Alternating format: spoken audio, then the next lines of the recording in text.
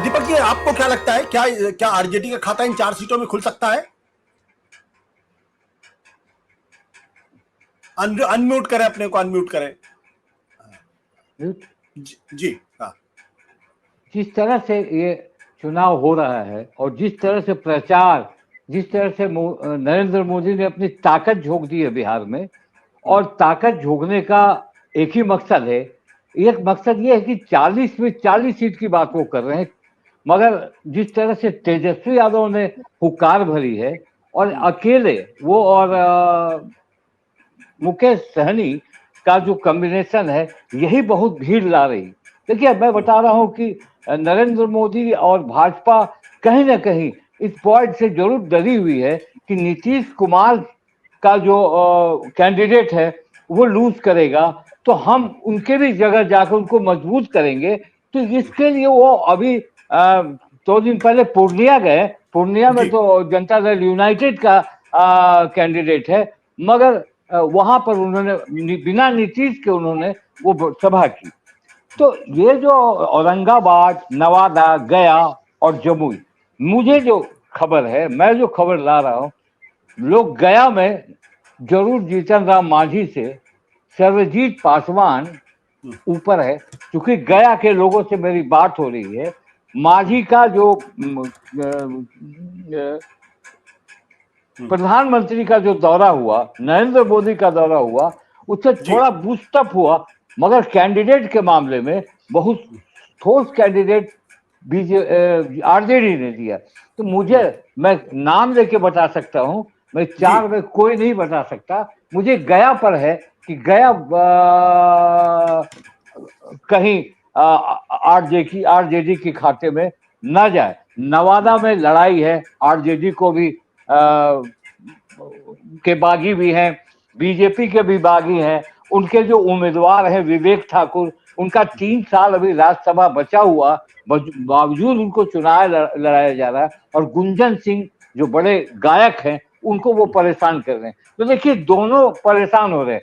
मगर तेजस्वी यादव ने जिस तरह से चेतावनी दी है राजबल्लभ यादव को नवादा में, जो उनके बड़े खास हुआ करते थे, तेजस्वी यादव इस तरह के लोगों को अब धीरे धीरे अलग करना चाहते हैं।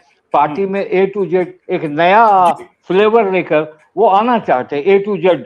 और मुझे लगता है कि उनकी सोच में और उनकी मेहनत में आगे, देखिए, इस चुनाव के बाद ये सारी चीजें वो विधानसभा को देखते हुए कर रहे हैं, लोकसभा चुनाव को वो एक टूल बना रहे हैं। हो सकता है कि 2-4 सीट आ जाए, मगर उनकी नजर और चीफ मिनिस्टर के कैंडिडेट में नंबर 1 पर वो चल रहे हैं। ये तो सी वोटर ने भी बताया और यहाँ के लोग भी बता रहे हैं। तो देखिए, मैं बता रहा हूँ, गया में थोड़ा जीतन राम मांझी को परेशानी है, और वहां मुझे लगता है कि जीत का दरवाजा खुला हुआ है। और जो 40 सीट, अगर पूरे बिहार के बारे में बातचीत करें तो आपको क्या लगता है, पिछली बार जिस तरीके से नीतीश कुमार मोदी का कॉम्बिनेशन था, भारतीय जनता पार्टी को 17 सीटें मिली थी, जनता दल यूनाइटेड को 16 सीटें मिली थी, 6 सीटें मिली थी एलजेपी को, तो ये जो कॉम्बिनेशन था बहुत ही इंपॉर्टेंट कॉम्बिनेशन था, 40 में 39 सीटें। अब 5 साल के बाद अगर मैं आपसे जानना चाहूं कि, और यह हमारे बहुत सारे दर्शक जानना चाहेंगे, क्या पुराना परफॉर्मेंस आज की तारीख में बीजेपी एनडीए गठबंधन दोहरा सकता है क्या, दीपक जी?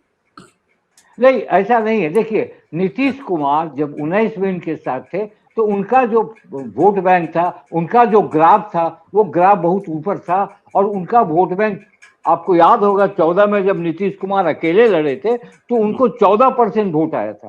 और अब वो वोट 7% से 8% के बीच आ गया। हालांकि 7%, 8% भी मायने रखता है। तो अब नीतीश कुमार जिस तरह का डेवलपमेंट का काम किए थे और जिस तरह से इनका कॉम्बिनेशन था, अब नीतीश कुमार कुछ जो उनका जो बॉडी लैंग्वेज है, उनका जो काम करने का ये है, वो सारी चीजें कुछ डाइल्यूट होती जा रही है। और नीतीश कुमार अब वो नीतीश कुमार नहीं है। हालांकि नीतीश कुमार को ही लूज करना पड़ेगा ज्यादा सीट, ये मैं भी कह रहा हूं।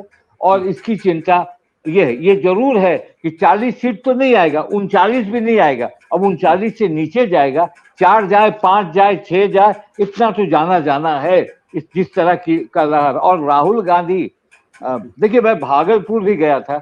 भागलपुर 89 में कांग्रेस ने लूज किया था भागलपुर, और पूरे देश से खत्म हो गई थी कांग्रेस, दंगा हुआ था। और अब देख रहे हैं कि 89 के बाद कांग्रेस को जब ये सीट दी गई है, कांग्रेस भारी है यहाँ के जनता दल यूनाइटेड के कैंडिडेट पर, और बहुत भारी है। तो ये सब मिला जुला के रखता है कि 39 का सपना, 40 का सपना तो दूर है, 39 की सुबह होगी कि नहीं ये मैं नहीं कह सकता। पर दीपक जी एक सवाल और आपसे है। सवाल इस बात को आखिर नीतीश कुमार जी के साथ दिक्कत क्या पैदा हो रही? भाई इतने डायनेमिक नेता थे, जब वो इंडिया गठबंधन में गए थे तो प्रधानमंत्री पद के उम्मीदवार के तौर पर देखा जाए, अचानक उनके साथ क्या हो रहा? क्यों अब पिछली जो एनडीए की रैली हुई उसमें दिखाई नहीं पड़ रहे? नीतीश कुमार की बात जो आप बता, हाँ आ रही है आवाज। नीतीश हाँ। कुमार को क्या हो गया? बहुत डायनेमिक लीडर रहे हैं, मैंने नीतीश कुमार को करीब से देखा है, और 1 साल नहीं 10-15 साल 20 साल देखा है। नीतीश कुमार के काम करने का जो स्टाइल रहा वो अद्भुत रहा, और उसी स्टाइल के बदौलत उन्होंने जो शराबबंदी की, उन्होंने जो महिलाओं का उत्थान किया, 50% महिलाओं को पंचायत चुनाव में उन्होंने जो दिया, और उसके बाद जो डेवलपमेंट हुआ, और जिस तरह से लोग कहते हैं जंगल राज, जिस तरह से उन्होंने पटरी पर बिहार को लाया था, वो तो अद्भुत था, उसमें कोई ये नहीं। ये फिलहाल 1-1.5 साल से नीतीश कुमार जो पलटना शुरू कर दिए, जैसे वो 15 में जब लड़े महागठबंधन के साथ, 17 में पलट गए। एक पलट गए तो थोड़ा ये जो नेगेटिव माइंड जो गया लोगों में, ये पलट गए। फिर वो लौटे, फिर 6-8 महीने 8-10 महीने के बाद पलट गए। पलटने के पीछे क्या वजह है और क्यों उस तरह से वो पलट रहे हैं, उनको जब वो बार बार महागठबंधन के वो हीरो बने होते, अभी महागठबंधन में अगर वो होते तो नेचुरली एक बड़े फिगर के रूप में होंगे। आज देखिए नीतीश कुमार किस तरह का भाषण करते हैं, आप खुद देख रहे हैं, वो हम विश्वास नहीं होता कि नीतीश को, और फॉलोइंग देखिए उनका धीरे धीरे वो बीजेपी के तरफ जा रहा है। सत्य हिंदी का ऐप डाउनलोड करें गूगल प्ले स्टोर पर।